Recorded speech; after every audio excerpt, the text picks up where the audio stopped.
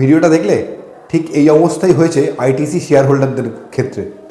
একেবারে 400 টাকা থেকে সোজা 350 টাকায় এসে ঠেকেছে। দুদিনে অলমোস্ট 13% শার্প মুভ এসছে। এখন দুটো প্রশ্ন, কোম্পানির কি এমন কিছু হয়েছে যার জন্য এত প্রাইস কমলো? কিছুই হয়নি। ব্যাপারটা হচ্ছে গভর্নমেন্ট অফ ইন্ডিয়া আর একটা অ্যাডিশনাল ডিউটি সিগারেটের উপর ইম্পোজ করবে এবং সেই প্যানিকেই আইটিসি শেয়ারের দাম 400 টাকা থেকে সোজা 350 টাকায় এসে দাঁড়িয়েছে। দ্বিতীয় নম্বর প্রশ্ন, এই সময় কি করবে ইনভেস্টাররা? ছেড়ে দেবে নাকি আরও কিনবে বা অ্যাভারেজ করবে? এই মুহূর্তে আইটিসি শেয়ারে হাত দেওয়া একদমই ঠিক হবে না। যেমন আছে সেরকমই থাকা উচিত।